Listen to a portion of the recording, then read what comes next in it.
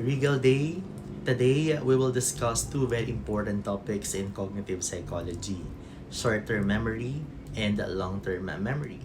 So please take note, our lecture is based on the textbook Cognitive Psychology, Connecting Mind, Research, and Everyday Experience. So, memory is one of the most fundamental processes in cognitive psychology because it explains how we learn, how we store information, and how we sometimes forget things. In our everyday life, memory allows us to remember phone numbers, exam materials, names of people, and even our childhood experiences.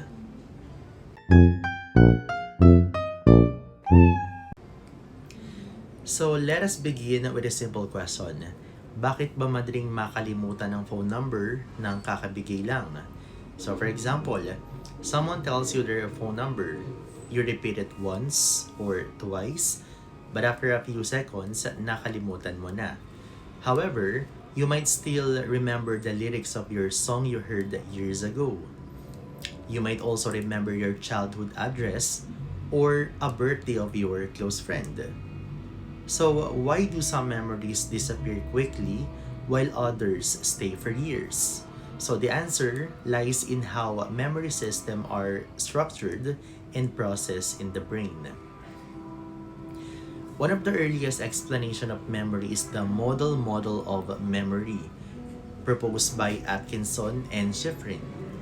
So, according to this model, memory is divided into three stages. First is sensory memory, which briefly stores incoming sensory information from the environment. So this stage lasts only a fraction of a second. Second is short-term memory, where information is temporarily stored for a short period. Third is long-term memory, which stores information for longer periods of time, sometimes even a lifetime. Information moves through these stages through attention and rehearsal. So when we pay attention to information and rehearse it, the chances increase that it will be stored in our long-term memory. Now, let us focus on the short-term memory, or also known as the STM. Short-term memory has a very short duration. So research shows that information in STM lasts only around 15 to 20 seconds if we do not rehearse it. So halimbawa, when someone gives you a Wi-Fi password, you might repeat it several times while typing it into your phone. So if you stop repeating it, the information quickly fades away. This short duration was demonstrated in classic experiments where participants had to remember letters while performing a distracting task such as counting backward. So because they could not rehearse the letters, their memory declined rapidly after about 20 seconds. So this shows that without rehearsal, information in short-term memory disappears very quickly. And another important characteristic of short-term memory is capacity. Research suggests that short-term memory can hold about 5 to 9 items at one time. So this is sometimes written as 7 plus or minus 2. However, an item does not necessarily mean a single letter or number. It can also represent a chunk of information. So halimbawa, remembering 10 individual numbers might be difficult. But if those numbers were grouped into meaningful units, they become easier to remember. So this brings us the concept of chunking. Chunking refers to grouping separate pieces of information into meaningful units. For example, a phone number such as 095391854646 may be difficult to remember. So each digit is treated separately. But if we group it into 0953-918-5646, it becomes easier to remember. Chunking is commonly used when memorizing phone numbers, dates, identification numbers, or formulas. By organizing information into chunks, we effectively increase the amount of information that short-term memory can handle. Another process that helps information stay in short-term memory is rehearsal. So there are two main types: maintenance rehearsal and elaborative rehearsal. Maintenance rehearsal involves simply repeating the information over and over again. So for example, repeating a phone number in your head so that you do not forget it. However, this type of rehearsal is not always effective for long-term learning. Elaborative rehearsal is more effective. So it involves connecting new information with existing knowledge. So for example, relating to a new concept from psychology to a real-life experience.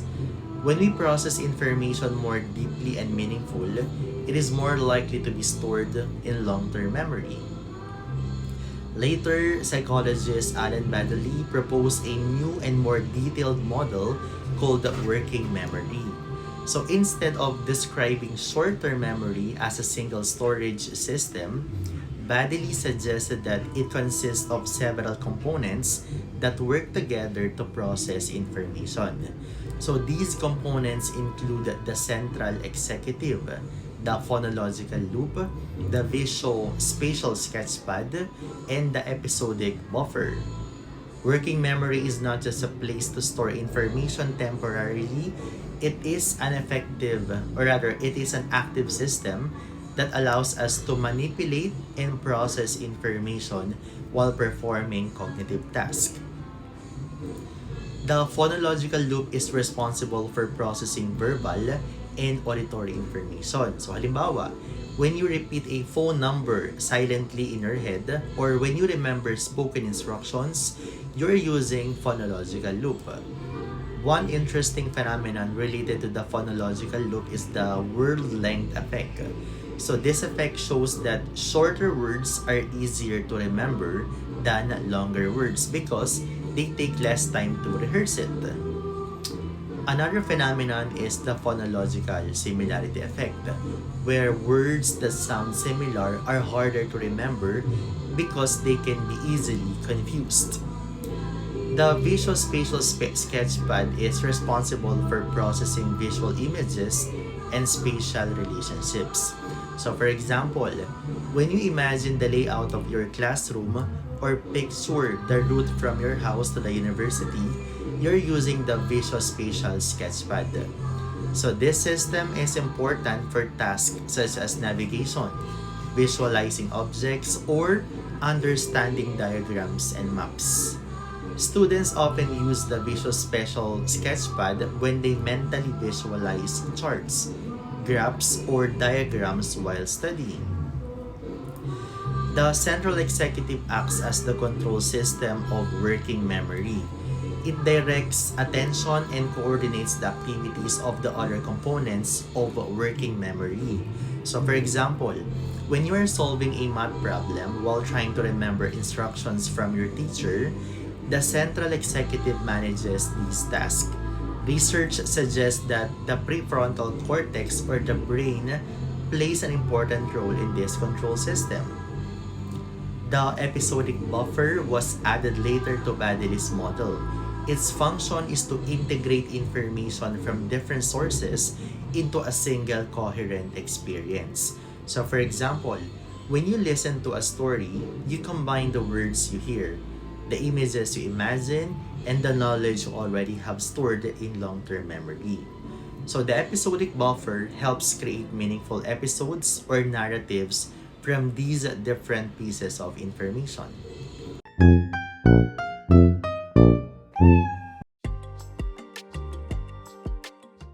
Now, let us move on to long-term memory or LTM. So unlike short-term memory, the long-term memory has an extremely large capacity.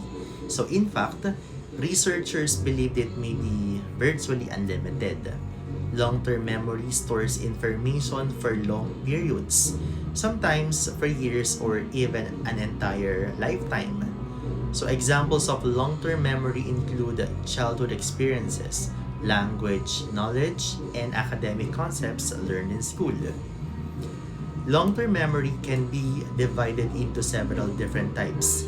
Three major types are episodic memory, semantic memory, and procedural memory. So each of these types store different kinds of information. Episodic memory refers to memories of personal experiences. So these memories include details about the same place, time, and context. So examples include your first day in college, a birthday celebration, or a family vacation. Psychologist Endel Tolving described episodic memory as a form of mental time travel because we can mentally revisit past experiences. Semantic memory refers to memory for facts and general knowledge. Examples include knowing that Manila is the capital of the Philippines, knowing the meaning of words, or remember scientific concepts learned in the class. So unlike episodic memory, semantic memory does not involve personal context. It simply represents knowledge about the world. Procedural memory refers to memory for skills and actions. Examples include riding a bicycle, driving a car, typing on a keyboard, or playing a musical instrument. Procedural memory is often automatic. People can perform these actions even if they find it difficult to explain exactly how they do them. Another important distinction in memory is between explicit and implicit memory. Explicit memory involves conscious recall of information, such as remembering facts for an exam or recalling past experiences. Implicit memory influences behavior without conscious awareness. Examples include habits, skills, and priming effects. Priming occurs when exposure to one stimulus influences how we respond to another stimulus. So, example dito, if you read the word doctor, you may recognize the word nurse more quickly. So, this happens because related concepts in memory become activated. Priming is often used in advertising, where repeated exposure to a brand makes it easier to face recognize later. So another important phenomenon is the serial position effect. When people try to remember a list of items, they tend to remember the first items and the last items best. The improved memory for the first timer is called the primacy effect, which occurs because these items receive more rehearsal. The improved memory for the last items is called the recency effect, which occurs because these items are still present in short-term memory. Forgetting can occur for several reasons. One reason is decay, where memory traces gradually weaken over time. Another reason is interference, where other memories interfere with the retrieval of a specific memory. A third reason is retrieval failure, where the memory exists but cannot be accessed at that moment. This is what happens during the tip of the tongue phenomenon, when you feel that you know something but cannot recall it immediately. Studies of brain damage have also helped researchers understand memory systems. One example is Korsakoff syndrome. This is a condition often associated with chronic alcoholism and vitamin B1 deficiency. People with condition have severe difficulty forming new episodic memories, although some older memories and procedural skills may remain intact. So this demonstrates that different types of memory rely on different brain systems. To summarize the key points of this lecture, short-term memory lasts about 15 to 20 seconds and has limited capacity. Working memory consists of multiple components that actively process information. Long-term memory stores different types of knowledge, including episodic, semantic, and procedural memory. So finally, Memory is not a perfect recording of events. It is a dynamic and reconstructive process.